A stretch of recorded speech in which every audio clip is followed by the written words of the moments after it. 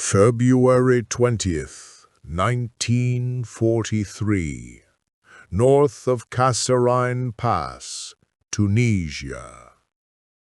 The battle reports would never fully capture what the German tank commanders witnessed that morning. American Sherman tanks moving in formation, not recklessly, not clumsily, but with precision. They executed maneuvers that defied everything Wehrmacht doctrine had taught. No flares, no shouted commands, no signal flags waving in the desert wind. Yet somehow they turned, advanced, and retreated as one. The German Panzer officers sat inside their steeled beasts, confused. According to their own training, such coordination was impossible without visible signals. But the Shermans, they moved like dancers in a silent ballet of war. To the Germans, it felt like sorcery. But it wasn't magic. It was technology. Unlike the German tanks, where only commanders were equipped with radios, every single American Sherman was fitted with one. Inside each steel beast hummed a voice. Orders, warnings, adjustments whispered across the ether, unseen, unheard by the enemy. This wasn't just convenience, it was a revolution. While the Germans relied on rigid doctrine and visual signals, the Americans embraced a new form of battlefield communication. Radios transformed tanks from individual hunters into a cohesive pack. A pack that could outmaneuver, outflank, and outfight its prey. The Germans soon learned the cost of their mistake. At Kasserine Pass, despite their tactical advantages and veteran crews, their rigid communications faltered under pressure. But the Shermans, they adjusted on the fly. 2 Panzers, right flank. Shift left, cover me. Artillery on coordinates. Voices echoed within the steel walls, commands relayed in seconds, decisions executed in moments. The desert battlefield had changed, and the Germans, for the first time, faced an enemy whose machines weren't just armored vehicles, but mobile command centers. This was the quiet revolution of radios in war. While the Wehrmacht relied on the commander's radio alone, forcing him to juggle orders while fighting, American crews shared the burden. The gunner focused on his target. The driver watched the terrain. The commander, he orchestrated, guided by a steady stream of voices from above. It wasn't just a tactical edge. It was psychological. The Germans, used to reading signals, suddenly faced an invisible hand guiding the enemy. To them, it must have felt as if the Shermans had eyes in the back of their heads. What the Germans didn't realize that February morning was this: they weren't fighting tanks, they were fighting a network. One that extended beyond the battlefield, back to American factories, engineers, and innovators who believed that communication itself could be a weapon. And in the deserts of Tunisia, the proof unfolded before their eyes. The age of silence in war was over. November 1942. The dark waters off North Africa rippled with the arrival of something the Germans did not expect. Operation Torch. More than 100,000 Allied troops landing in Morocco and Algeria, a force unlike anything the Axis had faced in the West. And with them came the Sherman.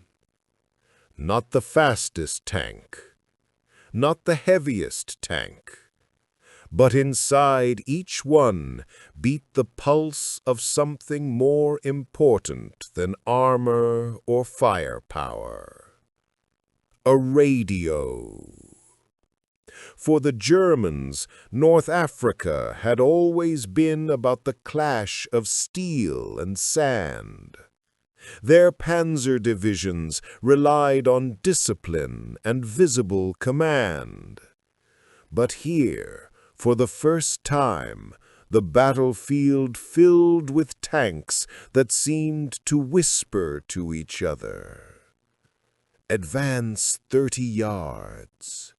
Flank left. Hold your fire until my mark. American crews, many barely trained, could fight with a coordination their enemies mistook for experience. And that was terrifying. The story behind this revolution lay thousands of miles away in Chicago, at a company called Galvin Manufacturing Corporation. Today, we know it as Motorola. There, engineers like Daniel Noble and Henrik Ragnuski worked night and day designing rugged radios that could withstand dust, mud, and the shock of tank fire. The result was the SCR-508, a set that turned every Sherman into a command node. Mounted inside the steel belly of the tank, it allowed commanders to speak not just to their crew, but to entire platoons, even artillery batteries miles away. For the first time in history, armored warfare was no longer about isolated duels. It became a conversation. In Italy, 1943, this invisible advantage grew. The Americans faced brutal terrain, mountains, rivers, towns fortified by retreating Germans. But with radios, they could coordinate fire and movement across valleys and hills. Shermans climbed narrow passes, radioing coordinates back to artillery. Infantry units, pinned under fire, called directly to tanks for support. What took German officers precious minutes with flares and runners, Americans did in seconds. And in war, seconds decide everything. The Germans noticed. Reports from panzer officers in Italy began to complain almost with disbelief. The enemy maneuvers too swiftly. Their tanks move as if one mind commands them. That one mind was a network of radios. But the advantage didn't just belong to the machines. Radios gave something even greater to the men inside them: hope. A wounded Sherman crew could call for evacuation. An isolated tank platoon could request air cover. Even in chaos, voices broke through the static, reminding soldiers they weren't alone. To a frightened 19-year-old gunner in a steel coffin, that meant everything. By 1944, as the Allies prepared for the invasion of France, nearly every Sherman in Europe carried the SCR 508. Meanwhile, German tanks still suffered from shortages. Only the commander had a reliable radio. Gunners and drivers, they were deaf, dependent on hand signals and shouted commands. In duels, that delay was fatal.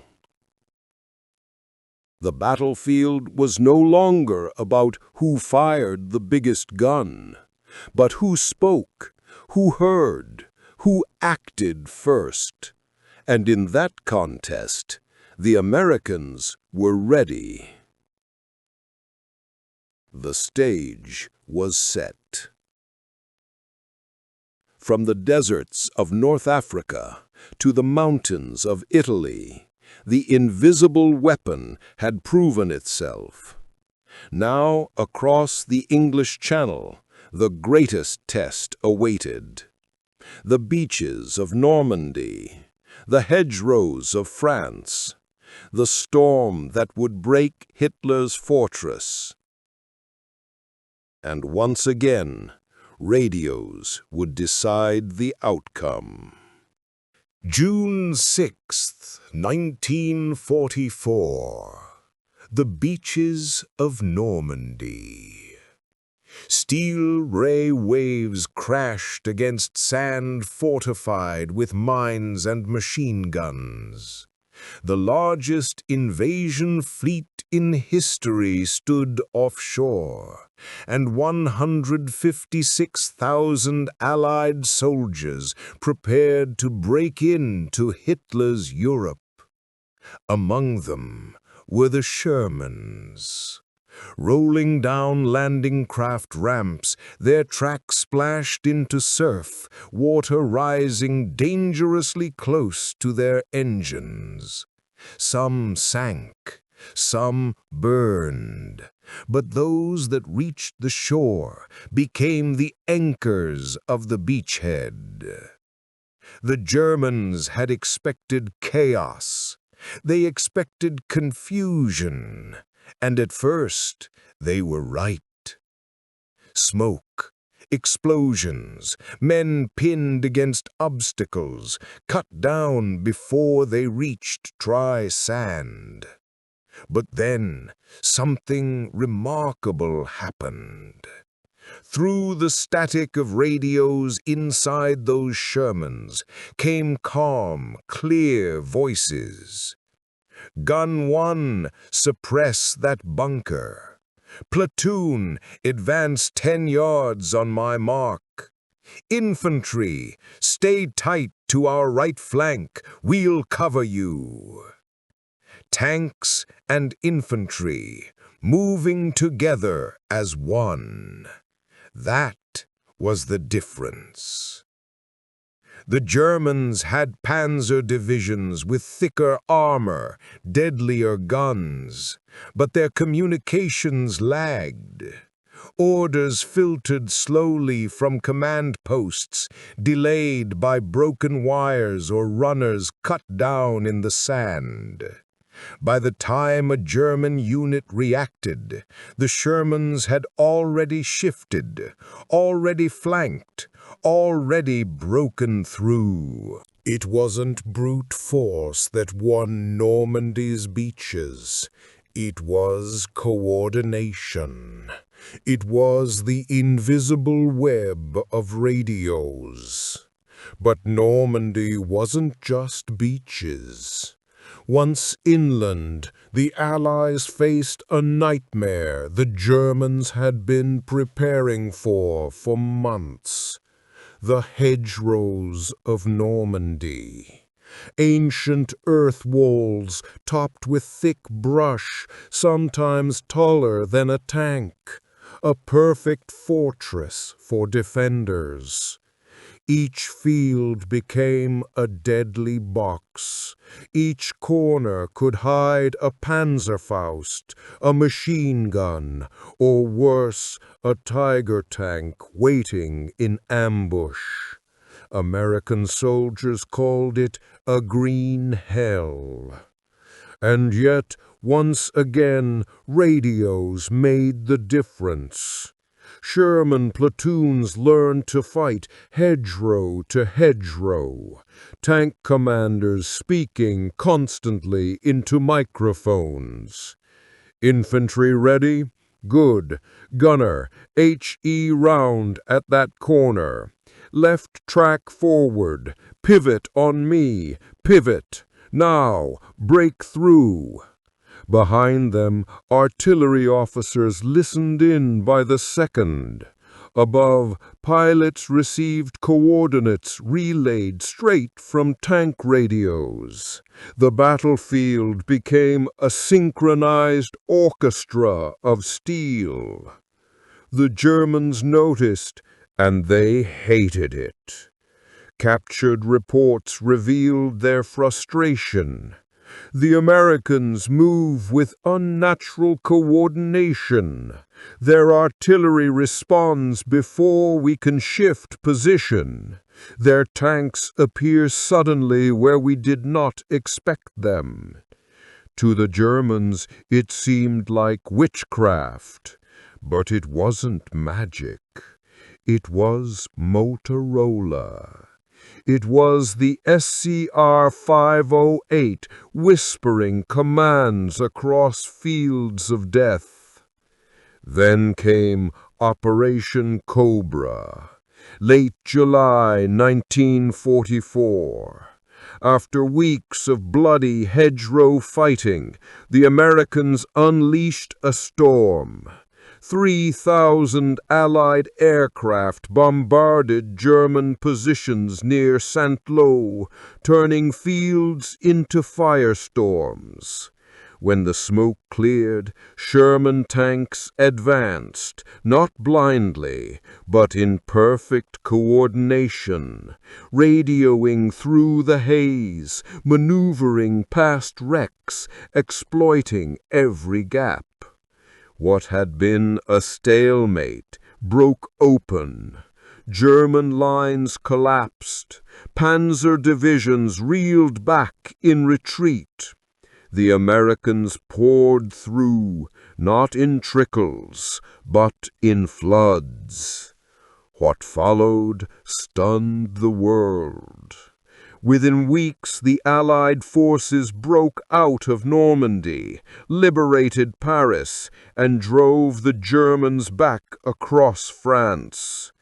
And at the spearhead of that advance were Sherman tanks. They weren't the strongest, they weren't the deadliest, but they were united, connected.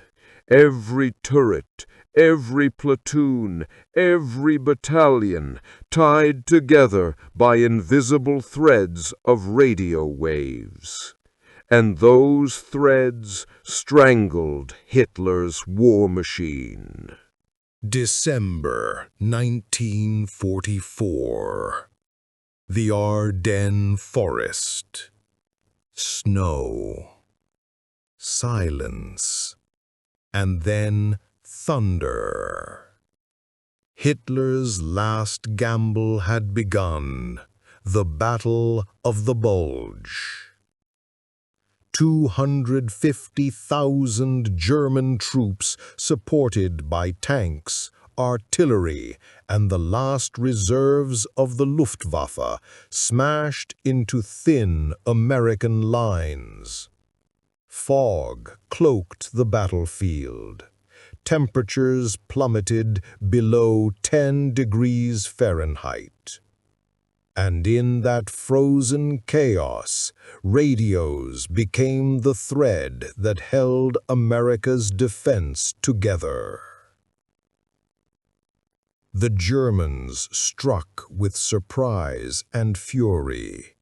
Entire units were cut off. Villages were swallowed in fire and snow. But inside Sherman tanks, voices still crackled through the static. "Hold your ground, reinforcements coming." Artillery, fire for effect, grid 7-2. Infantry pinned, cover them now. Even as the fog blinded planes and roads froze under ice, radios allowed scattered American units to coordinate. They weren't fighting as isolated pockets. They were fighting as one. The town of Bastogne became the symbol of this defiance. Surrounded, outnumbered, 18,000 Americans of the 101st Airborne and supporting units cut off from supplies.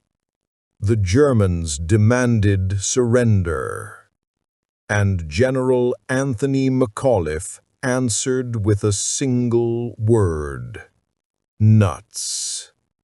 That defiance rippled not just through Bastogne, but across every radio channel in the Ardennes. It told the Americans, "We will not break." Meanwhile, German morale began to fracture. Their propaganda had told them Americans were weak, soft, spoiled, but in Bastogne they saw something else. Letters found on fallen German soldiers spoke of disbelief. "The Americans fight like devils. A single machine gun crew held us for hours." Radios amplified this resolve. Units low on ammunition called for supply drops. Isolated platoons guided artillery by voice, even while shells rained around them. What should have been silence became resistance. Then came Patton. General George S. Patton's Third Army, already poised, already moving, thanks to weeks of preparation. In 72 hours, he turned his entire army north through snow-choked roads. 250,000 men, 133,000 vehicles, no delays, no excuses. Radios made it possible. Traffic control points updated movements in real time. Tank battalions adjusted routes instantly. Field hospitals were guided to the right towns. It was a revolution in operational warfare. And it brought relief to Bastogne. On December 26, 1944, a Sherman named Cobra King broke through German lines. Its commander, Lieutenant Charles Bulge, saw exhausted paratroopers ahead. "Come on in," the airborne engineers shouted. "You're the first tanks we've seen in 10 days." The siege was broken. Cheering erupted across foxholes and aid stations. Even the wounded lifted themselves to celebrate. And in his quiet way, McAuliffe said simply, "We're glad to see you, boys." For the Germans, Bastogne was more than a tactical defeat. It was a psychological collapse. Their diaries recorded the despair. Our soldiers no longer believe we can win. The Americans' determination has broken their spirit. The word nuts had done more damage than 1,000 bombs.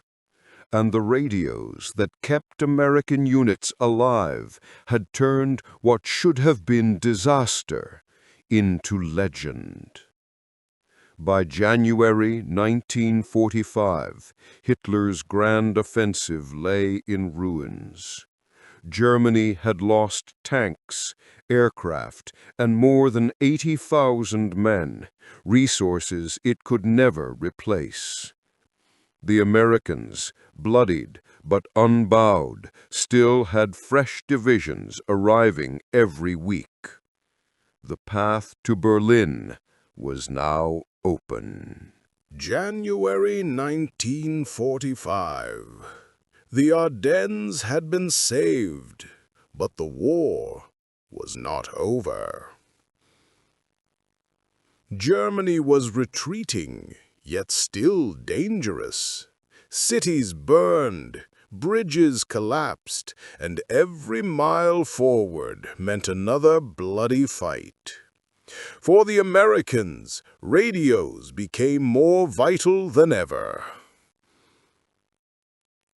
In towns shattered by artillery, signalmen stretched wires across rubble to reconnect divisions.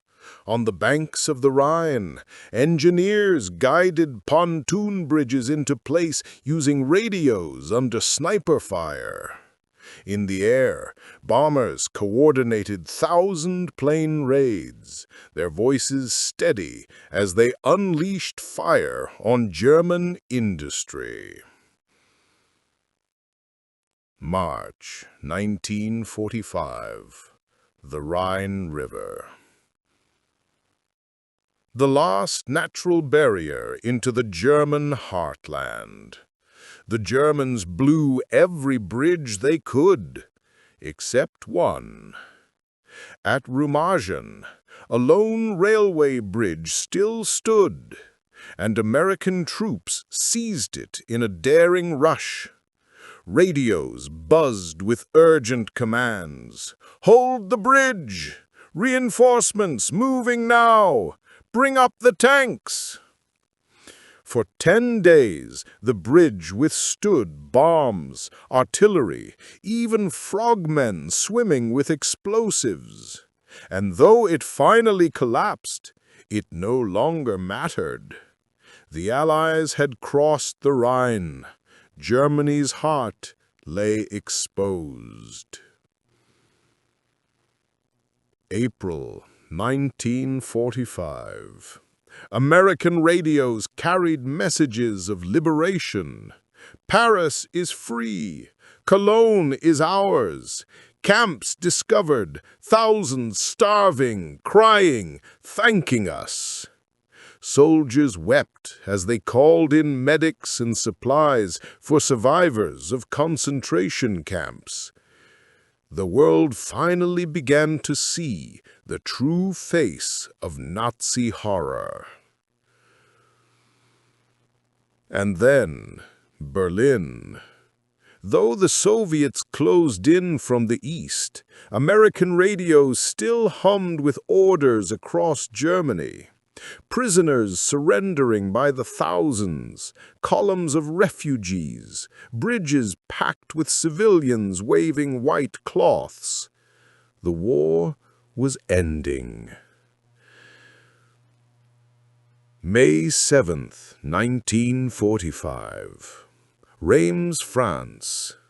In a modest red brick schoolhouse, German officers signed the unconditional surrender. The message flashed across the world.